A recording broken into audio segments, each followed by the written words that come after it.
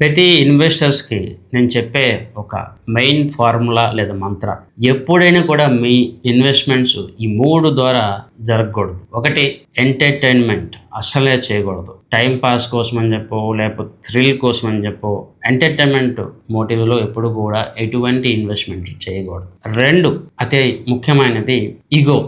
మా ఎదురింటి వాళ్ళు ఇన్వెస్ట్మెంట్ చేశారు, మా కమ్యూనిటీ వాళ్ళు ఇన్వెస్ట్మెంట్ చేశారు, ఇతరులు ఇన్వెస్ట్మెంట్ చేశారు, నేనెందుకు ఇన్వెస్ట్మెంట్ చేయలేను, నేను ఇన్వెస్ట్మెంట్ చేస్తా, నేనెందుకు కొనలేను, నేను కొంటా అని ఈగోతోని కొనకూడదు. అదే మీకు అవసరము లేదా అన్నది ముఖ్యం. అండ్ వీటిలాంటిదే ఇంకొక ఇంపార్టెంట్ పాయింట్, ఎమోషన్ అనేది డిఫరెంట్ కారణాల వల్ల వస్తుంది. ఒకటి, ఫియర్ ఆఫ్ మిస్సింగ్, గ్రేడ్, లేదా ఏదైనా ఒక ఎమోషనల్ వీక్ పాయింట్ ద్వారా కొనుగోలు లేదా ఇన్వెస్ట్మెంట్లు అస్సలు చేయదు. ఎమోషన్స్తో ఎప్పుడైతే మన ఆలోచన విధానం ఉంటుందో, ఎమోషన్స్తో మనం ఎప్పుడైతే డిసిజన్ తీసుకుంటామో ఆ డెసిషన్స్ ఫెయిల్ అయ్యే ఛాన్సెస్ చాలా ఎక్కువైపోతుంది. సో ఇన్వెస్ట్మెంట్ చేసేటప్పుడు ఇది గమనించగలరు.